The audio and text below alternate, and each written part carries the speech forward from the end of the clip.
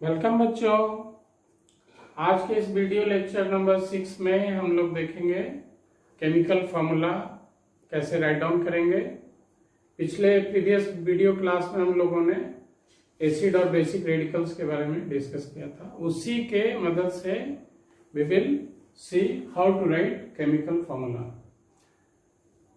Students, actually there are so many comments you have given, but एक comment है खास जिसके बारे में मैं बता रहा हूं।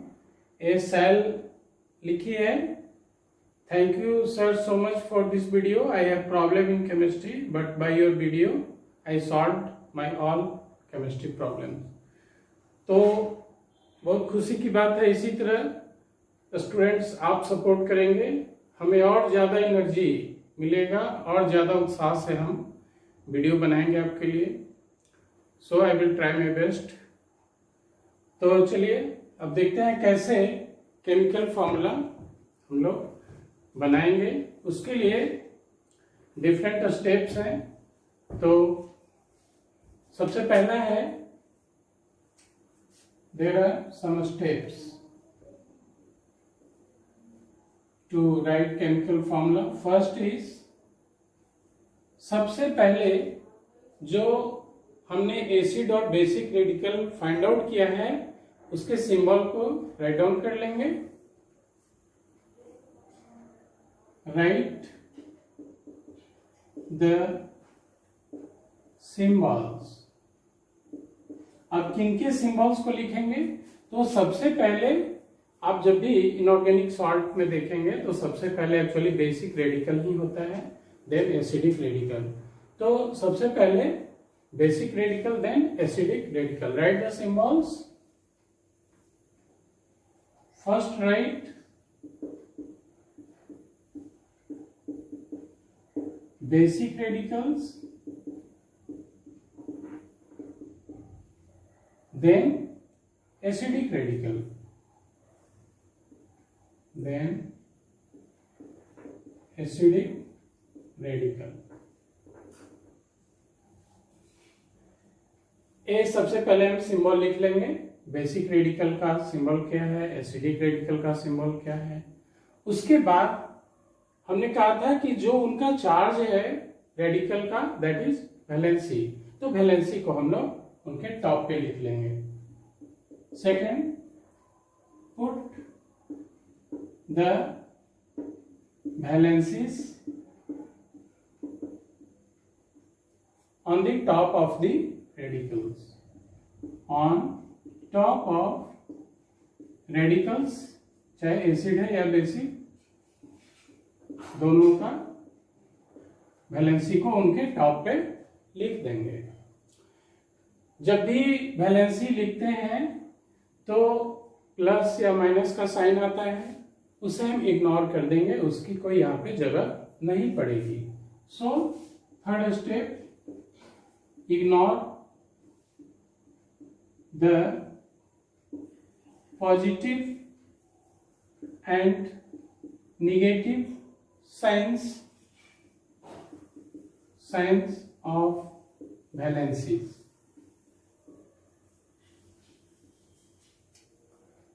प्लस माइनस का यहाँ पे कोई झंझट नहीं लेना है, उसे इग्नोर कर देना है। उसके बाद है divide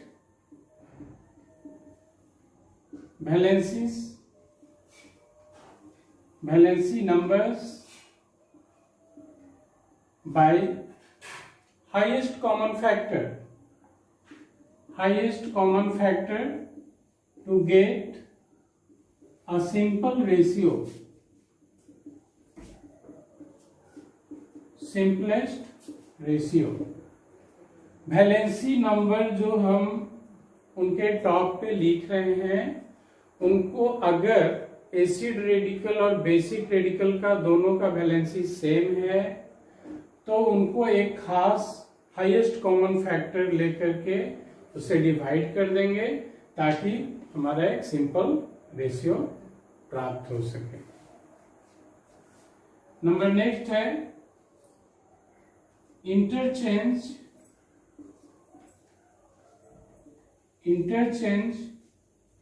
valencies of radicals.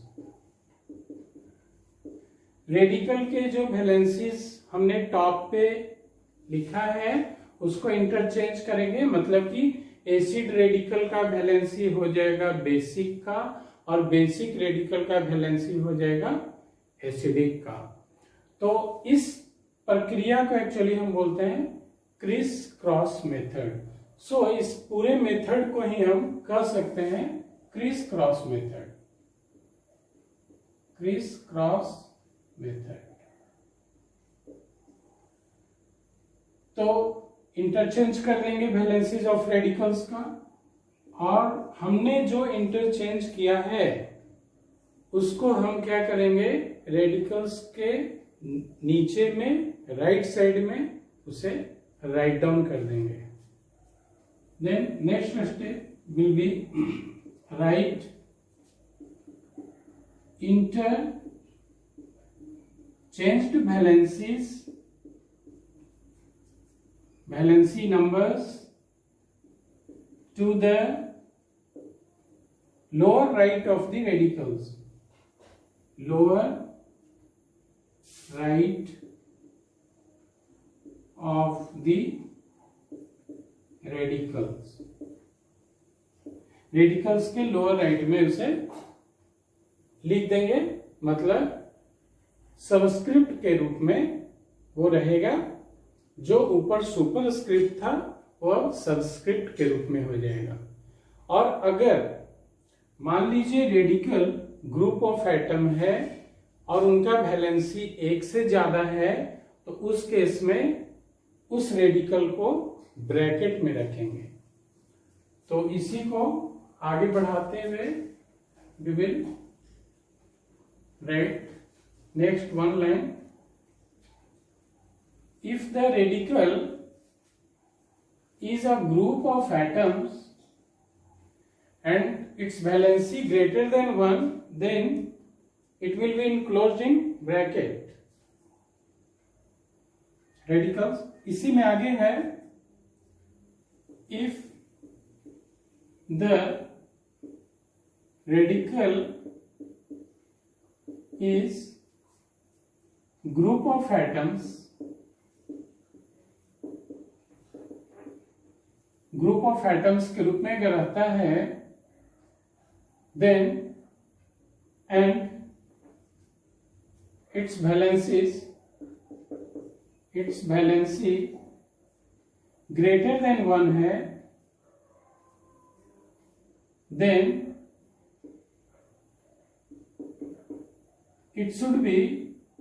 it will be enclosed by bracket, enclosed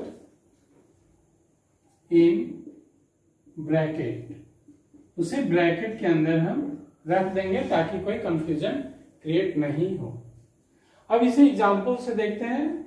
आप बोलेंगे सर बहुत सारे रूल आप लिख दिए एक सिंपल फॉर्मूला लिखने के लिए, इतना तो याद भी नहीं रहेगा। सही बात है, इसे याद करना भी नहीं है। केमिस्ट्री में बहुत ज्यादा याद नहीं करना है। केमिस्ट्री एक कहानी है, केवल इसे सुनना है, ध्यान से समझना है। जब हम लोग एग्जाम्पल प्रैक्टिस करेंगे तो रूल खुद ब खुद याद हो जाएगा। अब मान लीजिए फॉर एग्जाम्पल्स लेते हैं, सिंपल एग्जाम्पल से स्टार्ट करते हैं। सपोज नंबर 1 है, मैग्नीशियम क्लोराइड का फॉर्मूला लिखना है, मैग्नीशियम क्लोराइड। तो सबसे पहला क्या करेंगे, उनके सिंबल को लिख देंगे, पहले basic radical then acidic radical. वैसा है भी यहाँ पे, बेसिक रेडिकल है, एनायन है, एसिड रेडिकल है, केटायन है, बेसिक रेडिकल है। तो मैग्नीशियम का सिंबल लिख दिए और क्लोराइड का सिंबल लिख दिए। मैग्नीशियम का वैलेंसी 2 होता है, +2 पता है। क्लोराइड का वैलेंसी -1 होता है, मालूम है। अब देखिए, ये लिस्ट आपके बुक में भी दिया होगा, आप थोड़ा सा उसे रिमेम्बर करेंगे। जो ये सब याद करने की बातें, यहाँ पे हम ट्रिक भी बताएंगे कुछ। बेसिक रेडिकल तो आप ग्रुप से, जैसे हमने बताया था, ग्रुप से भी आप समझ सकते हैं कि किसका क्या वैलेंसी होगा। एसिड रेडिकल में कुछ tricks today I will discuss about. तो अब देखिए यहाँ पे मैग्नीशियम क्लोराइड कैसे लिखेंगे फॉर्मूला। ये हमने टॉप पे लिख दिया उनके वैलेंसीज को। लिखने के बाद प्लस माइनस को इग्नोर करना है, तो हम यहाँ से प्लस को हटा देते हैं और माइनस को भी हटा देते हैं, इग्नोर कर दिए। This is the valency of the corresponding radical या एलिमेंट। अब यहाँ पे डिवाइड करने की जरूरत नहीं है, अगर दोनों सेम सेम रहता तब डिवाइड करते और सिंपलेस्ट रेशियो की प्राप्ति करते। यहाँ पे नेक्स्ट स्टेप बढ़ेंगे, इंटरचेंज दी वैलेंसीज। तो इंटरचेंज करेंगे, ये ऊपर में सुपरस्क्रिप्ट के रूप में लिखा हुआ है, इसे लोअर राइट में भेजेंगे, नीचे में यहाँ पे, और इनको जो है इनको भी नीचे भेजेंगे लोअर राइट में। This is the criss cross method. अब देखिए यहाँ पे क्या हो गया, मैग्नीशियम A1 यहाँ पे आ गया, तो 1 अगर आता है तो 1 लिखने की जरूरत नहीं है, तो 1 छोड़ देंगे। Cl यहाँ पे 2 जो है यहाँ पे आ जाएगा, Cl के नीचे राइट साइड में MgCl2। So this is the required formula of magnesium chloride. Now the next example लेते हैं, कैल्शियम ऑक्साइड। आप किसी भी फॉर्मूला को आसानी से लिख सकते हैं अगर आपको पता है रेडिकल का सिंबल और उसके वैलेंसी के बारे में, जो कि बहुत ही आसान है। आप प्रैक्टिस करेंगे, सारा खुद ब खुद आपको याद हो जाएगा और ये काफी इंटरेस्टिंग है। नंबर सेकंड एग्जांपल है कैल्शियम ऑक्साइड। तो सबसे पहले सिंबल लिखे, ऑक्साइड लिखे O। कैल्शियम का वैलेंसी 2+ है, ऑक्साइड का, ऑक्सीजन का वैलेंसी 2 होता है और ऑक्साइड एनायन है, 2- हो गया। तो अब देखिए यहाँ पे पहले हम प्लस माइनस को इग्नोर कर देते हैं। अब दोनों का वैलेंसी सेम सेम हो गया, तो हाईएस्ट कॉमन फैक्टर 2 से डिवाइड कर देंगे, सिंपलेस्ट रेशियो मिल जाएगा। 2 से डिवाइड कर देंगे, दोनों 1 हो जाएगा।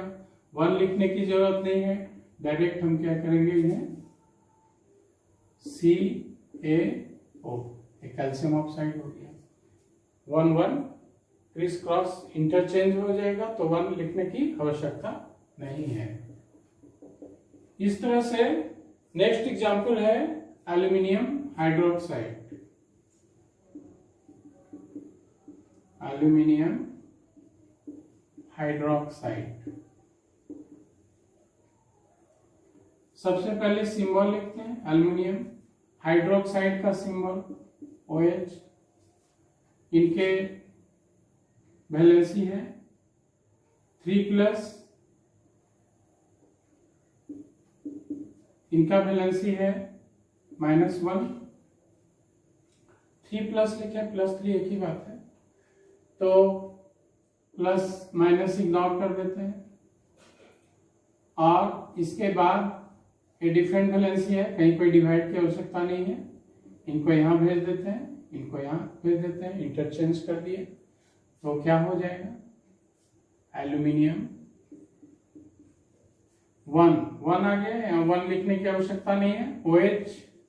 अब देखिए हमने कहा था कि अगर ग्रुप ऑफ एटम होता है रेडिकल, जो यहाँ पे 2 एटम का ग्रुप है और उनका वैलेंसी 1 से ज्यादा है, तो यहाँ वैलेंसी 3 आ रहा है, तो इनका वैलेंसी 3 हो गया है, तो क्या करेंगे, इनको ब्रैकेट से इनक्लोज कर देंगे, ब्रैकेट लगा देंगे और यहाँ पे 3 लिख देंगे। So this is the formula LOH3। Now next example, aluminium sulphate.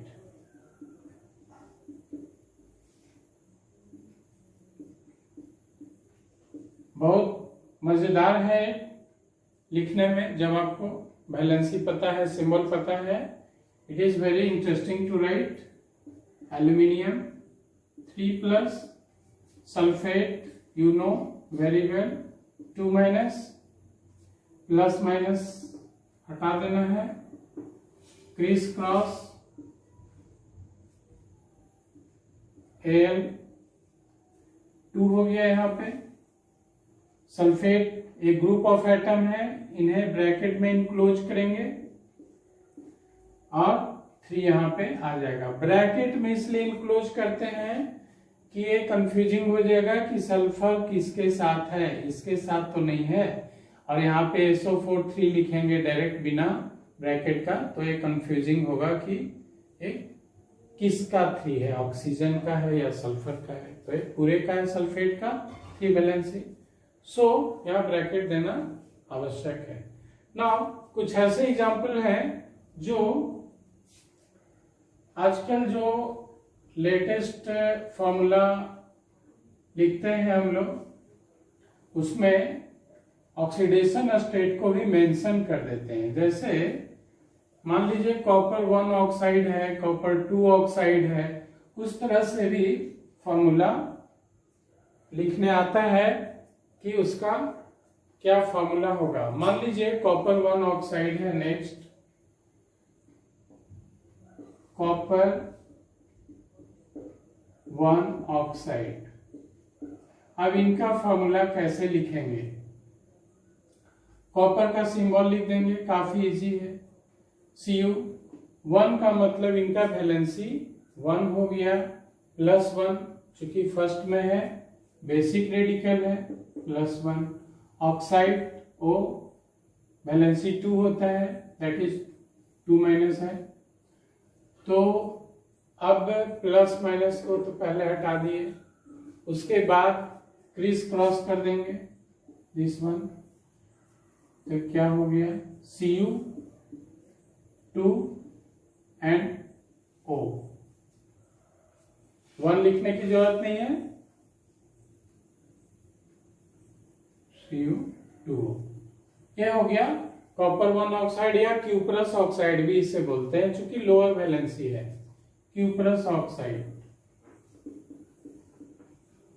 OUS लगाते हैं लोअर वैलेंसी में, क्यूप्रस ऑक्साइड। अब मान लीजिए यही इस तरह का रहेगा, कॉपर 2 ऑक्साइड, तो क्या करेंगे, सिंबल लिख देंगे, ऑक्साइड लिख देंगे, 2 माइनस, कॉपर 2 है, 2 प्लस हो गया, 2 प्लस 2 माइनस, प्लस माइनस हटा दिए, 2 कैंसिल्ड आउट हो गया, 2 कैंसिल्ड आउट, Cu हो गया। This is the formula, copper 2 oxide, इसे क्यूप्रिक ऑक्साइड भी बोलते हैं। क्यूप्रिक ऑक्साइड क्यों बोलते हैं, क्योंकि इनका वैलेंसी ज्यादा हो गया, यहाँ 2 है, यहाँ 2 है, इनका वैलेंसी 2 हो गया। यहाँ पे कॉपर का वैलेंसी 1 है, तो अस स्टेट में ए हायर वैलेंसी है तो इक स्टेट में होता है। तो आप कॉपर 2 ऑक्साइड लिखें या क्यूप्रिक ऑक्साइड लिखें, एक ही बात है, formula is CuO। Now next example, iron 2 nitrate. तो 2 का मतलब हो गया आयरन का वैलेंसी 2 है, आयरन का वैलेंसी 2 है, 2 प्लस, नाइट्रेट है, नाइट्रेट का वैलेंसी 1 होता है, -1, तो प्लस माइनस हटा देते हैं, क्रिस क्रॉस, इंटरचेंज वैलेंसी, तो क्या हो गया Fe, यहाँ पे 1 नहीं लिखना है, NO3 और पूरे ब्रैकेट कर देंगे, और this is 2, FeNO3 all 2 is the iron 2 nitrate and iron 3 nitrate लिखना है। ठीक उसी तरह से Fe3 plus, NO3 minus, 1 minus हटा दिए, प्लस हटा दिए, this one this one FeNO3 है, ऑल थ्री नीचे आ जाएगा, FeNO3 ऑल थ्री। इस तरह से हम रोमन मेथड में अगर वैलेंसी दिया रहेगा तो उसे हम उसके टॉप में सिंबल के ऊपर में लिख करके फॉर्मूला राइट डाउन कर लेंगे। नाउ नेक्स्ट है एक स्पेशल एग्जांपल है। प्रीवियस क्लास में भी मैंने सैंपल के तौर से सोडियम फॉस्फाइड का एक फॉर्मूला लिखा था, परंतु उसे आज एक्सप्लेन कर रहे हैं। कैल्शियम फॉस्फाइड उसके जगह ले रहे हैं। किस तरह से कैल्शियम फॉस्फाइड को हम लिखेंगे? कैल्शियम फॉस्फाइड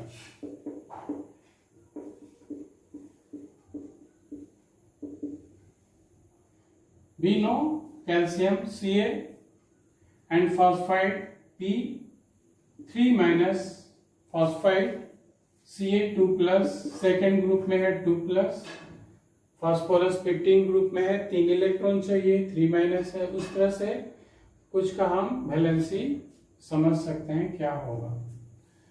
प्लस माइनस हटा देते हैं, क्रीज क्रॉस कर दिए, Ca3P2, this is the formula of calcium phosphide.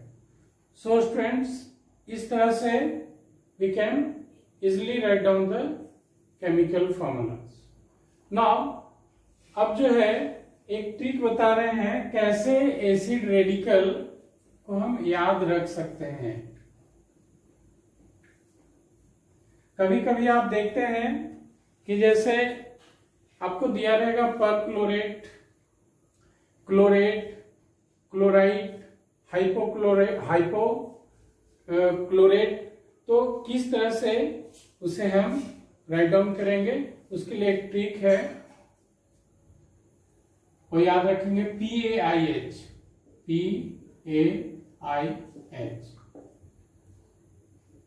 P से हो गया पर,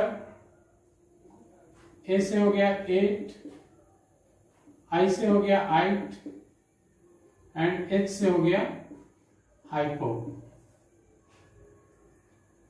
अब देखिए यहां पे अगर हमको लिखना है परक्लोरेट, तो परक्लोरेट जो है कैसे लिखेंगे? तो ये जो ऑर्डर है PaIH एक्चुअली क्या है, number of oxygen atom decreasing order में है, उसके आधार पे रखा गया है। Decreasing order of oxygen, decreasing oxygen, decreasing number of oxygen atom. तो यहां पे जितना ऑक्सीजन है एक कम एक कम एक कम हो जाएगा, सबसे नीचे सबसे ज्यादा इसका होगा। जैसे मान लीजिए हमको लिखना है परक्लोरेट, तो ये हो गया ClO4 minus, this is perchlorate, perchlorate. अब अगर लिखना है क्लोराइड, तो क्या करेंगे, एक ऑक्सीजन कम कर देंगे, जैसे जैसे ऊपर से नीचे आएंगे एक एक ऑक्सीजन कम होते जाएगा, तो क्या हो जाएगा ClO3 माइनस, चार्ज सेम रहेगा, ये हो गया क्लोराइड, सॉरी क्लोरेट,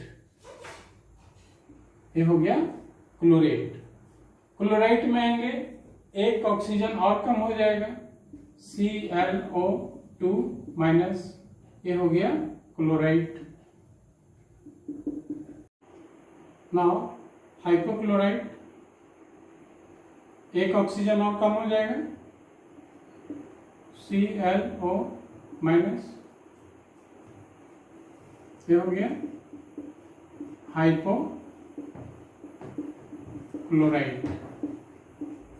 तो इस तरह से ये याद रखेंगे PaIH और एक एक ऑक्सीजन एटम कम करते जाएंगे। नाउ अब 8 और 8 में जो अंतर है एक एक ऑक्सीजन का, इसको और एग्जांपल से क्लियर करते हैं। मान लीजिए एग्जाम्पल लेते हैं phosphate, sulphate, nitrate, PO4 3-, this is phosphate, ये हो गया phosphate. Sulphate SO4 2-, this is sulphate. And nitrate NO3-, nitrate. अब इसे आइट में लिखना है, phosphide, sulphide, nitrite, charge same रहेगा, केवल एक ऑक्सीजन एटम कम हो जाएगा। तो क्या करेंगे, PO3 3- और ये फॉस्फाइट हो जाएगा, फॉस्फाइट। ये दो रूपों में पाया जाता है, फॉस्फेट और फॉस्फाइट। उसी तरह सल्फेट और सल्फाइड, SO3 हो जाएगा, एक ऑक्सीजन कम, चार्ज वही रहेगा, sulphide. And nitrate, nitrite, NO2-, एक oxygen come, this is nitrite. तो इसे याद रखना काफी आसान है। ऐसे बच्चों को काफी कंफ्यूजन रहता है कि क्या फॉर्मूला होगा सल्फेट का, सल्फाइड का, नाइट्रेट का, नाइट्राइट। तो चार्ज कॉन्टेनिंग सेम, केवल number of oxygen atom very करेगा। एक स्पेशल एग्जांपल देखते हैं, पोटेशियम पर मैग्नेट जैसे होता है या पोटेशियम मैग्नेट होता है, मीन्स पर मैग्नेट और मैग्नेट दोनों का फॉर्मूला देखते हैं क्या होता है। स्पेशल एग्जांपल इट इज पर मैग्नेट और मैग्नेट।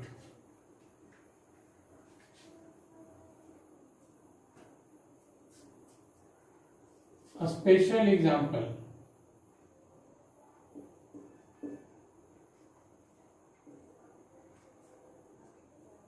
per magnet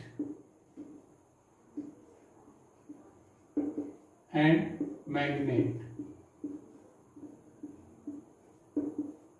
अब देखिए पर मैग्नेट का फॉर्मूला है MnO4-,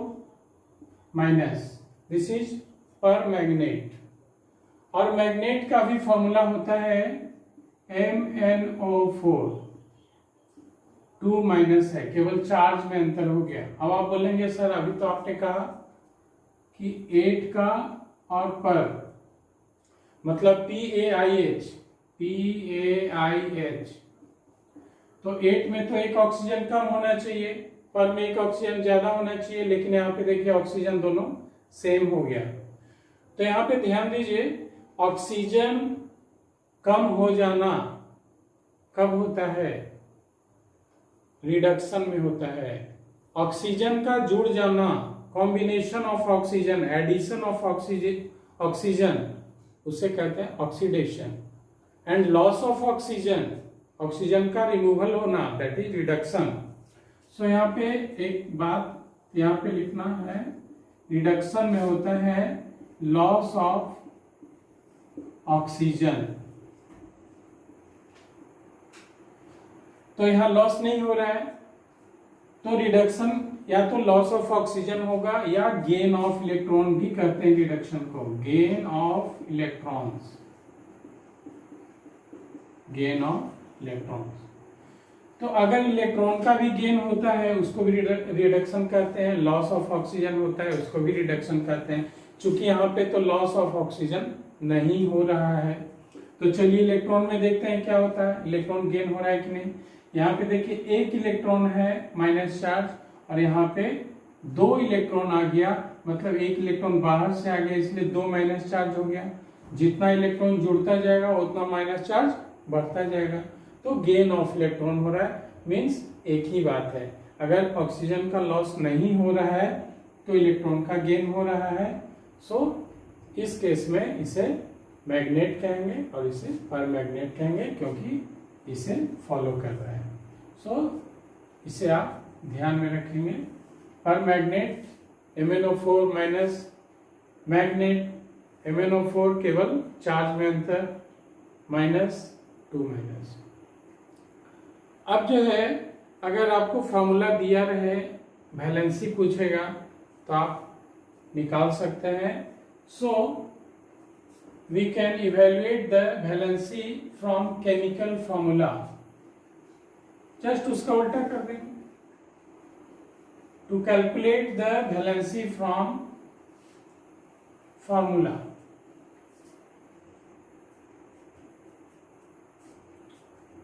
to calculate the valency